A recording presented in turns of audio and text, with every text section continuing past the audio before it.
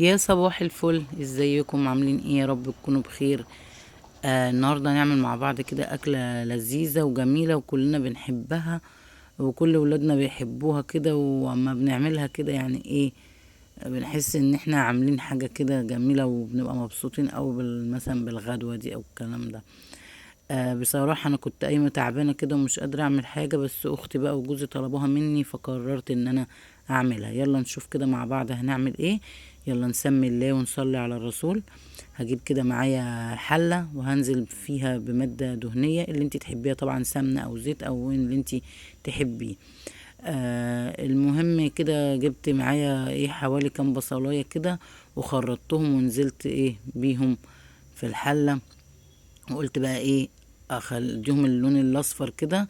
ما بحمرش البصلايه قوي بصراحه، انا بخليها كده ايه، تصفر كده معايا وتبقى ايه تمام زي ما انتوا شايفين. ببتدي بقى ايه انزل كده بقرنين من الفلفل الايه الحامي او السبايسي كده، حسب طبعا ايه رغبتك انتي. ما بتحبي عايزاه بقى حامي، مش عايزه تحطي فلفل خالص، ده براحتك. انا بحب احط كده قرنين سبايسي، بيدوني ايه طعم شطشطه حلوه كده في الخلطه بتاعتي. وكنت هنا بقى عصرت ايه الطماطم بتاعتي ونزلت بيها على البصله. وابتدي بقى ايه نزلت كده بالتوابل بتاعتي ومعلقتين ايه صلصه، لان كنت حاسه ان الايه الطماطم بتاعتي ايه مش حمرا قوي، فنزلت كده بمعلقتين صلصه. وابتديت انزل بقى بالملح والتوابل، حطيت كمون، كزبره، شطه، آه 7 بهارات. وعندي لوري مطحون كده، حطيت برضو ايه شوية. وهنزل برضو ايه بمعلقة من الايه من التوم دي، نزلت بيها ايه مع البصلاية قبل ما انزل بالطماطم. ونزلت بكل البهارات بتاعتي كده ايه، وبقت معايا تمام. سبتها بقى، بسيبها بصراحة لما بتاخد كده غلوتين زي ما انتوا شايفين. وبنزل بمعلقة توم تاني، وقبل ما اطفي عليها خلاص ايه بدقيقة بالظبط. ودقت الملح بتاعي كده لقيتها محتاجة ملح، فنزلت ايه بشوية ملح كمان، فكانت معايا تمام. معلقة الملح، معلقة قصدي التوم اللي حطيتها في الاخر دي بتطعم الحاجة، بتطعم الصلصة بتاعي، بتخليها تحفة. انا بحطها في اي صلصة عندي، حتى لو صلصة ايه مكرونة. كنت مخرطة كده الايه الخضار بتاعي. انا بحطش ايه، ما بحطش بقدونس، بحط شبت وكزبره وبكتر. والمهم نزلت بقى ايه في طبق كده وقلبت كل التسبيكه مع بعض زي ما انتوا شايفين. والمهم كان معايا ايه الممبار بتاعي اللذيذ ده، مغسول ونضيف. وطبعا كلنا نضاف وشطار وعارفين احنا بنغسله ازاي. احنا بنغسله في محلول بقى ايه، بنغسله بدقيق، بنقعد ندعكه بدقيق كده وليمون وبنقلبه، وبنغسله كلنا شطار وعارفين ان هو بيتغسل ازاي. وننضفه لغايه ما يبقاش فيه اي ايه ريحة مش حلوة او اي دهون، والكلام ده بننضفه كويس. المهم كده حشيته معايا زي ما انتوا شايفين. وكنت حاطة بقى ايه حلة المية على النار تغلي، ونزلت ايه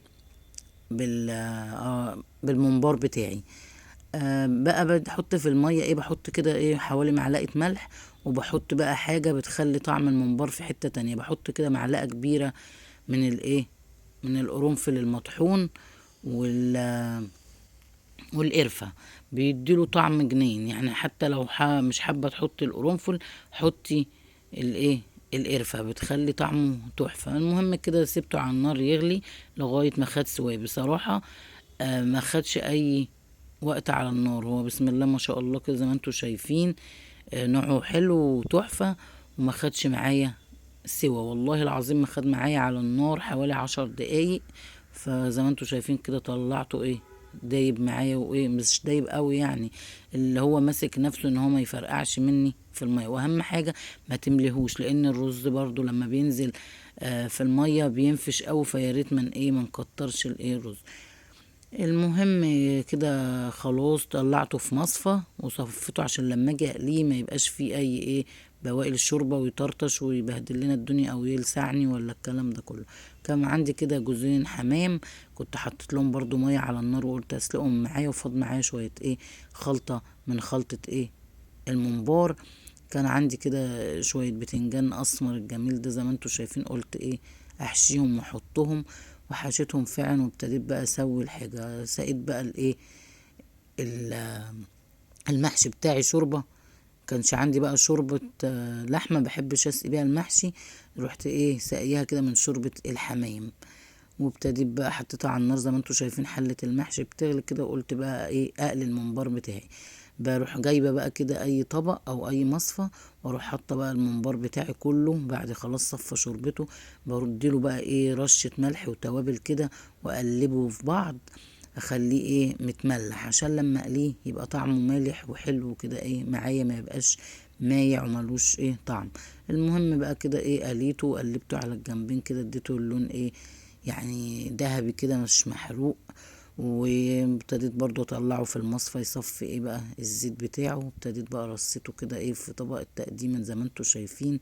الخلطة جميلة وطعمها تحفة وبسيطة جدا، وفيها ايه شوية تريكات اللي هو الملح، القرفة والحاجات دي كلها بتطعم الحاجة.